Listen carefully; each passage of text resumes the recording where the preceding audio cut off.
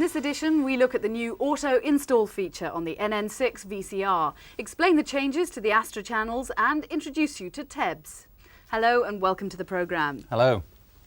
Well, it's been hinted at for years. Each time a new Astra satellite is launched, someone asks, what new programmes are there? And someone else replies, the Disney Channel might be one of them. Well, it's finally arrived on Astra, and it's caused a bit of consternation and bafflement among some of our customers. Pre-Disney, Transponder 26 carried Sky Movies Gold from 2 p.m. until 4 in the morning. The Disney Channel has now muscled in, using Transponder 26 from 6 a.m. to 10 p.m. and pushing Gold onto Transponder 60. But there's a period of double illumination from 10 p.m. to 4 a.m. where both transponders carry Gold. Transponder 26 is on Astra 1B, so customers wanting Disney don't need to upgrade their equipment. But Transponder 60 is on 1D, which may cause a problem for some. If they want to watch Gold when Disney is on, they'll need Astra 1D compatible equipment. This means, in general, that the satellite equipment must be L-year or later. Disney started to broadcast on the 1st of October. Those of you involved with satellite on a day-to-day basis will also know of more new programmes, all of which go from the 1st of November. Here's a roundup.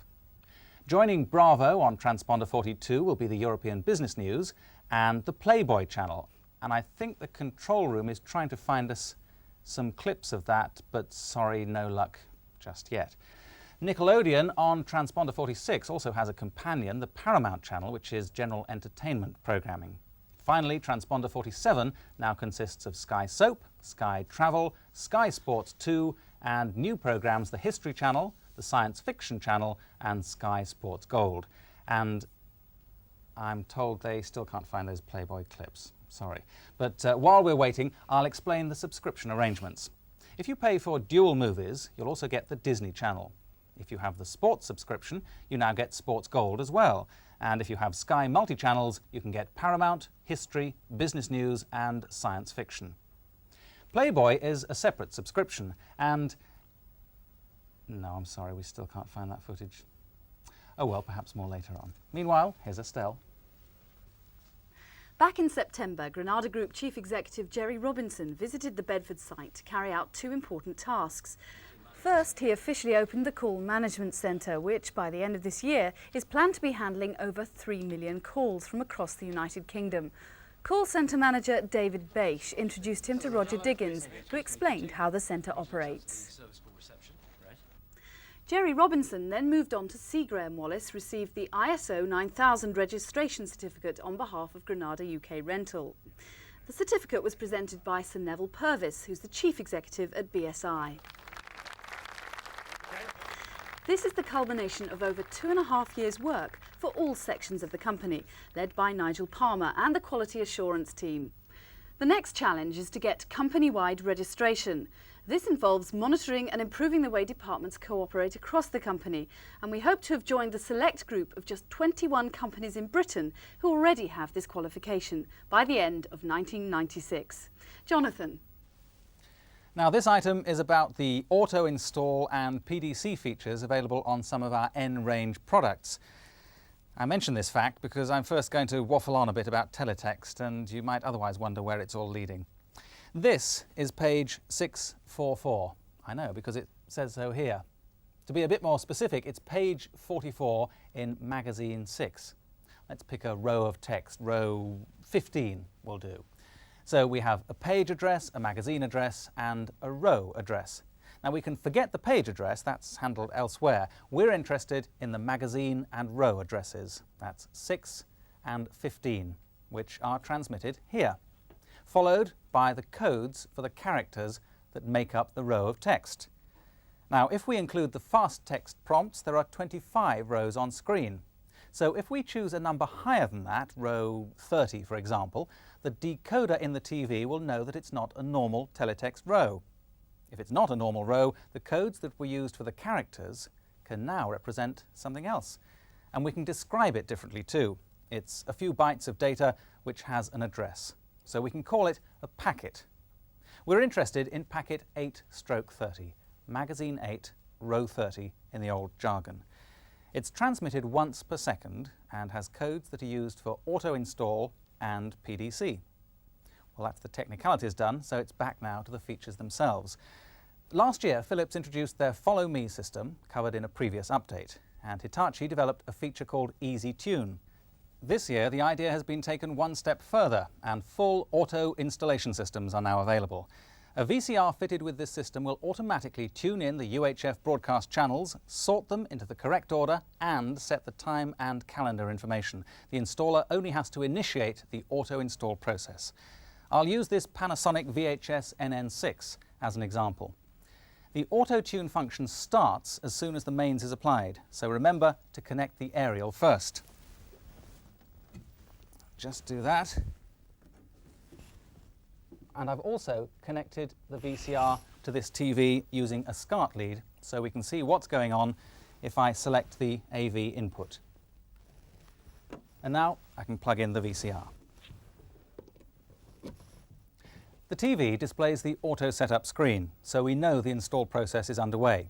The electronics in the recorder is searching up the UHF band, and when it finds a broadcast, it examines the associated packet 8/30. This contains all the necessary information relating to the program provider, so the VCR stores the channel appropriately. ITV, for example, is allocated to program position 3. If the customer has a satellite receiver connected via the RF cables, it'll allocate program position 5 to these signals. Packet 8/30 also has time and date codes, so these are used to set the clock. The whole operation takes less than 90 seconds. The VCR is now fully tuned in with all the channels in the right order and ready to demonstrate to the customer. Of course, each broadcast must have a teletext service, and that service must transmit the packet 8/30 codes before this system will work. There's no problem with the UHF channels, but if the VCR is connected to a cable system, which would normally have extra channels, the situation is a bit more complicated. All cable systems carry the 4 terrestrial channels, and they'll be tuned in as explained. The extra channels will be tuned in frequency order, lowest onto program position 5, next lowest on position 6, and so on, regardless of whether they have a packet 8/30 signal or not.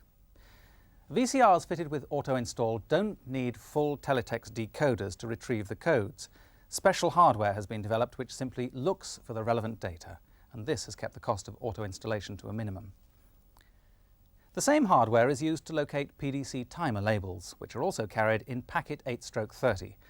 So in most cases, VCRs fitted with auto install will also feature PDC, Program Delivery Control, which ensures timed recordings don't miss any part of a program because of overruns or late starts. PDC has been around for a number of years now, but has been relatively low-key as only Channel 4 has transmitted the necessary codes. But now the BBC has announced that both BBC One and BBC Two will also support PDC before the end of 1995, and this will raise the public's awareness of the feature. As I said earlier, it's been covered in a previous update, but a recap here might be useful. Suppose, for example, a customer sets the VCR to record Brookside, which starts at 8:30 on Channel 4 and finishes at 9 o'clock. For some reason, the programme start is delayed until 8:40, so the new finish time is 9:10. Now, without PDC, the VCR records 10 minutes of the previous programme and misses the last 10 minutes of Brookside. With PDC, the VCR won't start recording until Brookside is actually transmitted and doesn't stop until the programme ends. That's because the VCR waits for a PDC label related to a Channel 4 programme starting at 8:30. When it's received, in our example it'll receive it at 8:40, recording will start. The code is present until the programme ends, so at 9:10 the code disappears and the recorder stops. PDC will work on both manual and video plus timer settings, but it's very important to make sure the manual settings are exactly the original programme start times. If the customer had manually set the VCR to start recording at 8:29, the codes won't match and no recording would take place. The NN6 isn't the only VCR with these features, as this matrix shows. In early November, a new system called TEBS will be installed on PCs in 6 service centres. TEBS is an acronym. It stands for Technical Engineering Bulletin Board System. Incidentally, technical engineering is the correct term for the department widely known as R&D, which now includes technical training. And what's a bulletin board? Well, some of you may be familiar with them. They've been around since the early days of personal computers. Put quite simply, a bulletin board is a computer-based information system, usually accessed over a phone line. And what sort of information? Well, technical bulletins to start with, headline news on things that matter to service staff. But the best thing is to show you how. So let's do just that. So here I am, sat at my PC. Before we start, I want to promise you that it doesn't take a computer expert to use TEBS. If I can use it, anyone can. Well, this PC is internally fitted with a modem, which interfaces with a phone line. Digital data is converted by the modem to audio tones that a phone line can carry, and vice versa, of course. Audio tones coming down the line are converted to digital data for the computer. The software you can see on screen is a simple communications package.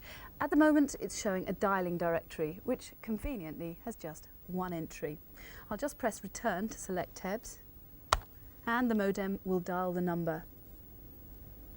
The tones you can hear are the modem in the computer establishing communications with the modem in the TEBS host. Between them, they agree on the data transmission rate and protocol. Once they've done that, the audio will be muted. TEBS now asks me who I am. Well, not an unreasonable question, so I type in my first name. And now my surname. Well, you can see that TEBS knows who I am, and now it asks for my password, which I tap in like so. And there I'm in. Well, straight away, TEBS tells me that there are some new bulletins, so I'll go straight to the bulletin menu.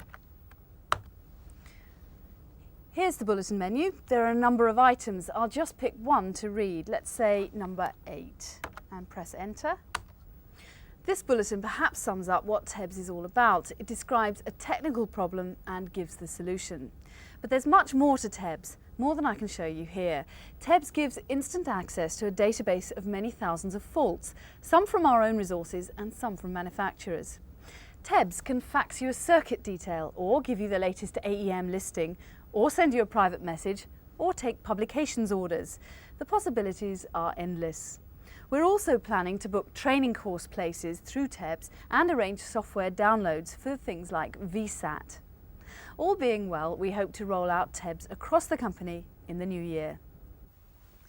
After running trials for selling PCs from Granada shops in Glasgow and Birmingham, the consumer division is rolling out PCs to 200 shops across Great Britain. The launch to the shops was held at Nottingham, where managers were given the chance to sample the latest in computer hardware, which is supplied by Fujitsu ICL. Presentations were linked by scenes involving the Ram family's concerted efforts to persuade their technophobic father to invest in a new multimedia PC from Granada. Well, you may already know that Granada Fleet Services have changed the insurance managers for company vehicles to Lowndes Lambert UK. One major effect of the change is to make the procedure easier for drivers unfortunate enough to have an accident. The new style driver's handbook contains the details, but all you have to do if you have an accident is ring a free phone number 0800 515543. This number is manned by Fleet Accident Repair Group during the day and the RAC outside normal working hours. Well, once you've made the call and given them the details, they'll look after the repair and organise a replacement hire vehicle if needed. So there's no longer a need for the driver to contact a garage. FARG will send a claim form directly to you with details of where to send it when you've filled it in. Now, we promised to let you know how some of the winners from the Target Zero campaign got on, so we sent one of our cameramen up to Northamptonshire to visit one of the Vauxhall's special events. Vauxhall set up the entire day with a chance to drive a 4x4 over some pretty rough terrain, as well as lots of other challenging things to do.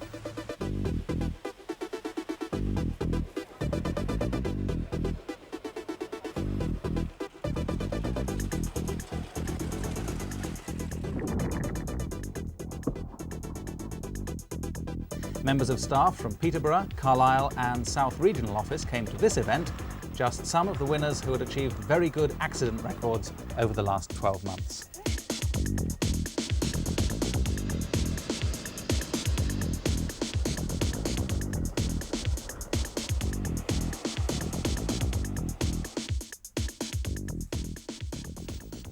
Well, during the next few weeks, Fleet Services will be working closely with Lowndes Lambert's risk management team to find ways of preventing accidents through effective safety programmes. And there'll be more details in the next edition of Technical Update. But that's all in this edition of the programme, so from Estelle and me, it's cheerio. Goodbye.